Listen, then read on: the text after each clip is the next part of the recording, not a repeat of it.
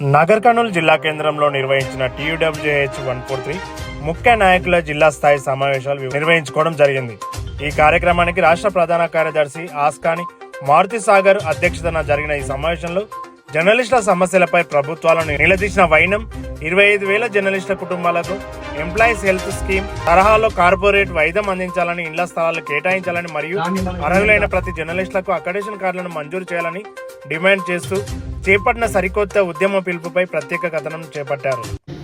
సీనన్న కూడా ఓ 116 విల్లాల లెక్క కట్టించింది బాబునాథ సీన. అట్లాగే పోతే మీ దగ్గర కూడా మేము కొబ్బరికాయ కూడా మీకు వచ్చినాం. ఎవరు అల్లం నారాయణ గారు మేమంతా వచ్చినాం. 4 ఎకరాల స్థలం మన గవర్నమెంట్ హాస్పిటల్ వెనుక, అది కూడా జనార్దన్ రెడ్డి గారికి చెప్తే జరిగింది. అట్లాగే చూసుకుంటే మెదక్ ఉమ్మడి జిల్లాలో హరీష్ రావు గారు లాంటి ఉన్న చోట 10 నియోజకవర్గాల్లో కూడా ఈరోజు ఇళ్ల స్థలాలు ఇప్పించినాం. కేటీఆర్ గారు సిరిసిల్లలో 250 చదరపు గజాలకి జర్నలిస్టులకు ఇళ్ల స్థలాలు ఇచ్చినాడు. అటుపోతే గంట్ర వెంకటరమణారెడ్డి ఇచ్చినాడు భూపాలపల్లి. అటుపోతే నన్నపనేని నరేందర్ వరంగల్లో 1+1 కట్టించి ఇచ్చినాడు.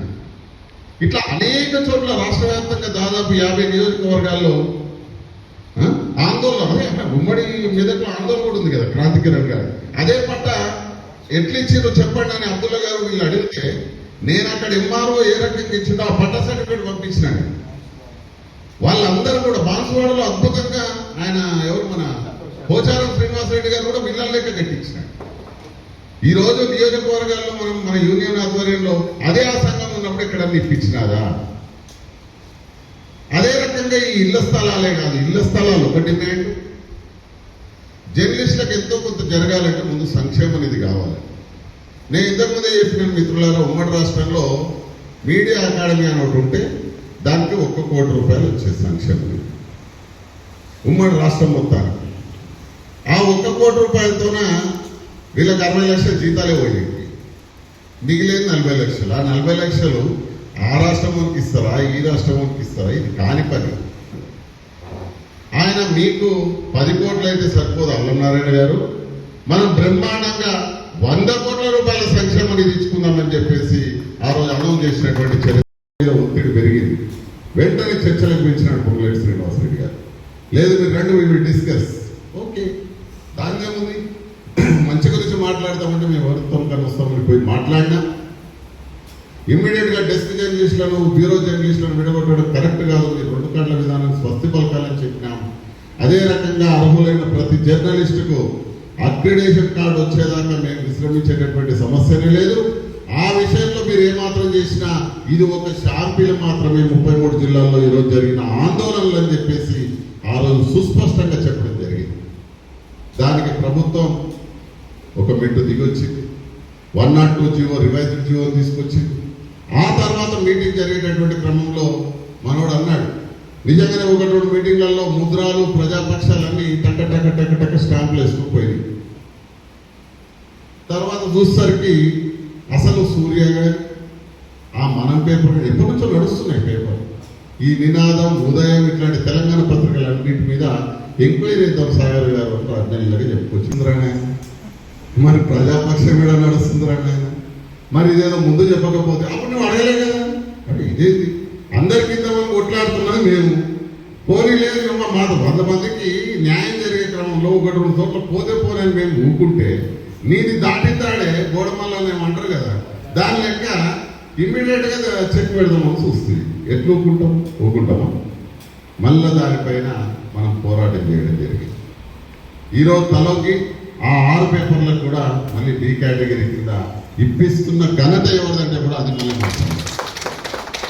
ఇలా ఒకటి కాదు చెప్పుకుంటూ పోతే చాలా సమయం పడుతుంది.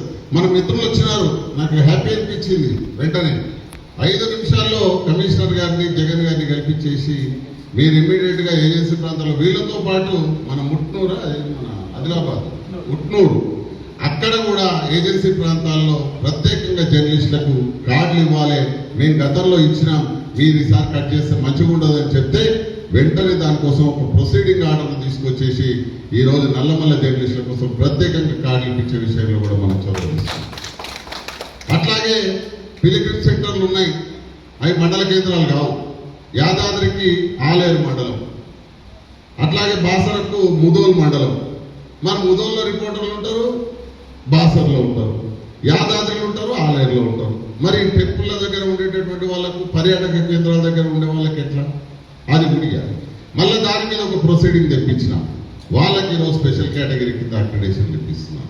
ఇక కేబుల్ జర్నలిస్టుల గురించి దాన్ని అయితే అసలు జీవోలే లేకుండా తీసేసినారు. కేబుల్ అనే పదం లేకుండా పెట్టినారు. అట్లెట్లా పెడతారని బ్రహ్మాండంగా ఉద్యమాన్ని నిర్మించి కమిషనర్ ఆఫీస్ ముట్టడి చేస్తే దిగొచ్చినటువంటి ఈ ప్రభుత్వం రేపటి నుంచి 16వ తేదీ నుంచి కేబుల్ జర్నలిస్టులకు కూడా కార్డులు మంజూరు కాబోతున్నాయి. అది మన పోరాట ఫలితమే అని చెప్పి తెలియజేస్తా ఉన్నా. ఇట్లా ఒకటి కాదు, రెండు కాదు, అక్రిడేషన్ల సంఖ్య, అక్రిడేషన్ల పరిస్థితి. అసలైన సమస్య ఏంటంటే, సరే అక్రిడేషన్లు ఇచ్చుకున్నాం. నాకు తెలిసి ఈరోజు 25,000 అక్రిడేషన్లు మనం ఇచ్చిన దానికంటే ఒక 2,000 అక్రిడేషన్ల సంఖ్య మన పోరాటం ఫలితంగానే మన మిత్రులకే వస్తుంది. సంతోషం. ఎందుకంటే 2,000 పెరగాలి తప్ప 2,000 తగ్గదు. మనం పోరాటం చేసినప్పుడు అన్నారు పొక్కులేటి గారు, అయ్యా మీకు ఎందుకు 44,000 కార్డులు ఇస్తామని.